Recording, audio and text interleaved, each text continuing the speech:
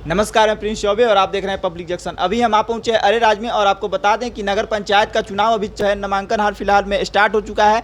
काफ़ी लोग नामांकन भर रहे हैं, काफ़ी लोग नगर अध्यक्ष के लिए नामांकन भर रहे हैं। इसी क्रम में हमारा जो मुलाकात है विशाल आर्या जिसे हुआ है, जो कि पेशे से व्यवसायी हैं और समाज सेवी भी हैं। आपको बता दें कि इनके पिताजी का नाम डॉक्टर सत्यप्रकाश आर्या है, जो कि चर्चित समाज सेवी वो भी रहे हैं और डॉक्टर भी रहे हैं पेशे से।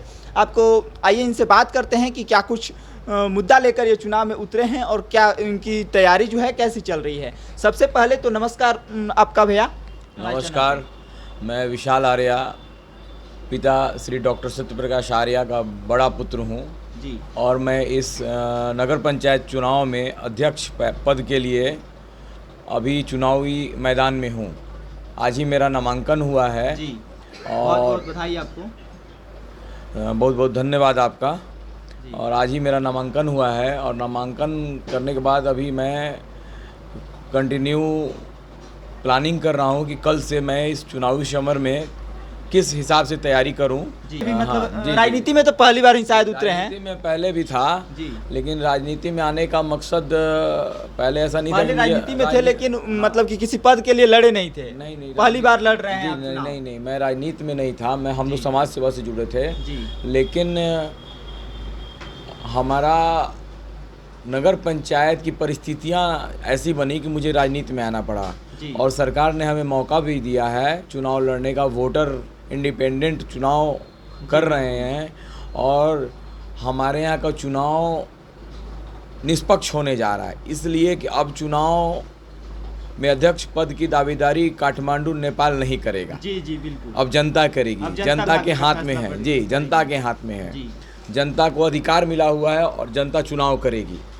इस वजह से भी मैं आया। और अरेराज महादेव की नगरी है जी। और इसे विश्व स्तर पे लोगों के बीच लाना चाहिए। जी। काफ़ी कुछ यहाँ हम कर सकते हैं जिससे यहाँ के व्यवसायियों को भी लाभ मिलेगा। हमारे माननीय सांसद, माननीय विधायक के सौजन्य से हम बहुत कुछ कर सकते हैं यहाँ। जी बिल्कुल। और आगे हमारी योजना भी ऐसी ही है। जी। कौन कौन सी योजनाएं आप अगर जीतते हैं, जनता अगर आपको मौका देती है तो सबसे पहले आप जनता को क्या सुविधा देंगे? सबसे पहले आप कौन सा कार्य करेंगे? ये भी जरा हमारे न्यूज़ चैनल के माध्यम से अगर आप बता पाएँ तो बताएं। हमारी प्राथमिकता होगी नाला, सड़क, जो यहाँ की अभी मूलभूत ज़रूरत है। जी। उसके बाद हमारी प्राथमिकता होगी यहाँ पर्यटन को बढ़ावा देना। जी। महादेव की नगरी में पर्यटन को बढ़ावा देंगे तो काफ़ी लोगों को रोज़गार मिलेगा जी। और इससे व्यवसायियों को फ़ायदा मिलेगा। ये हमारा अगला योजना यही है। मतलब ये तो सबसे बढ़िया चीज़ है कि अगर सच में अगर पर्यटन का वो बढ़ावा अगर मिलता है अरेराज में, तो सबसे पहले तो यहाँ के व्यवसायी और यहाँ के जो लोग हैं, जो इनसे कितने लोगों का यहाँ से जीवन यापन चलता है पर्यटन से और महादेव सोमेश्वर नाथ मंदिर से बहुत लोगों का लगभग रोजगार चलता है। जी जी जी, हज़ारों लोगों का रोजगार महादेव की कृपा से चलता है। महादेव की नगरी है और अगर पर्यटन को बढ़ावा मिलता है, बाहर से श्रद्धालु आते हैं तो इससे और ज़्यादा रोजगार बढ़ेगा। और महादेव की नगरी है जी। तो महादेव की नगरी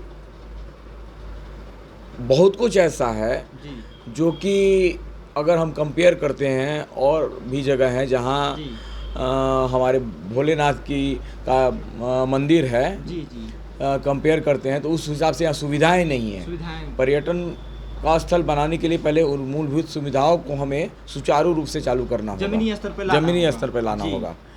और पर्यटन के हिसाब से काफ़ी कुछ है। अगर हमारे माननीय विधायक जी चाहेंगे तो बहुत कुछ कर सकते हैं जी। तो क्या अगर आप जीतेंगे तो उनके साथ मिलकर काम करेंगे? जी, विधायक जी के साथ, हम माननीय विधायक जी के साथ मिलकर काम करेंगे। हमें खुशी होगी अगर वो मौका देते हैं तो जी।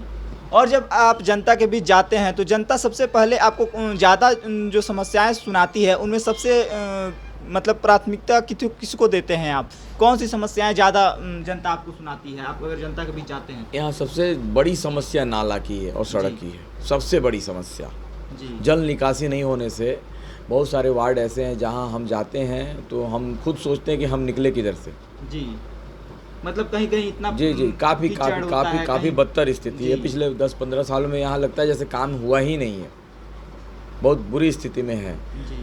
और इसको युद्ध स्तर पे करना होगा। जी बिल्कुल। नगर प्रशासन की तरफ से हमारे कार्यपालक महोदय चाहेंगे तो इसको वार्ड लेवल पे किया जा सकता है। कम से कम जल निकासी का सुगम व्यवस्था तो करना ही होगा। ये हम लगभग मुझे लगता है कि नगर पंचायत के हर नागरिक को जल निकासी की समस्या है। जी, तो क्या यह आपकी पहली प्राथमिकता जो है जल निकासी की और नाले की होगी? जी जी, पर पहली प्राथमिकता मेरी होगी जल निकासी नाले की। इसलिए कि अगर जल निकासी की समस्या सॉल्व हो जाती है तो नो डाउट सड़क पे जो गंदगी रहती है वो ऑटोमेटिक ख़त्म हो जाएगा। और सड़कें टूटी हैं फिर भी चलने लायक रहेंगी। और सेकेंड फेज में हमारा रहेगा कि हमें सड़क का निर्माण करना है। जी। और जो है रोड नाला से हटकर अगर कुछ समस्या है यहाँ पे जनता के बहुत सारे लोगों को जो है राशन कार्ड की समस्या है, उसको लेकर आपका क्या कहना है? ये राशन कार्ड की समस्या, आवास की समस्या, आवास की समस्या बहुत सारी समस्या है। प्रधानमंत्री आवास योजना जी जी, फिर भी बहुतों को प्रधानमंत्री आवास योजना मिला हुआ है, बहुतों को नहीं मिल पाया है। स्टेप बाय स्टेप मैंने देखा है कि गवर्नमेंट, मैं जुड़ा हूँ पिछले 7-8 महीने से तो वर्क कर रहा हूँ, तो मुझे लग रहा है कि स्टेप बाय स्टेप गवर्नमेंट ने काफ़ी कुछ सुचारू रूप से किया है। जी। उसमें थोड़ी प्रगति की ज़रूरत है। मैं कोशिश करूँगा उसको सुचारू रूप से तेज़ी से मैं उसका काम कर सकूँ। जी।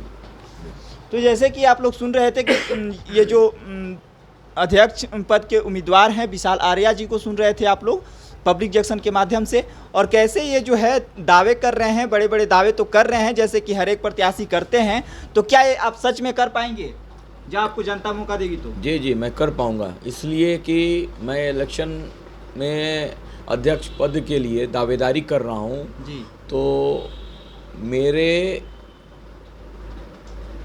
सोच में है कि न मैं खाऊंगा और न खाने दूंगा। जी। मैं बहुत बड़ी बात बोल रहा हूँ। जी बिल्कुल। न मैं खाऊंगा न खाने दूंगा। जी। और मैं जानता हूँ कि जब मैं इस नीति पे काम करूँगा तो आने वाला समय मेरे लिए बहुत टफ होने जा रहा है। फिर भी मैं चाहूँगा कि नगर पंचायत में काम हो। जी। और काम अच्छे लेवल में युद्ध स्तर पे हो। जी। तो आप लोग देख सकते हैं कि कैसे ये जो अपने दावे कर रहे हैं जैसे कि हर एक प्रत्याशी करते आ रहे हैं, लेकिन हम जब ये जीतेंगे तो इनके जीतने के 3 मंथ बाद हम फिर इनसे मिलेंगे और फिर इनसे सवाल होगा कि क्या आपने क्या कुछ किया है। चलिए धन्यवाद। मैं प्रिंस चौबे और आप देख रहे हैं पब्लिक जंक्शन।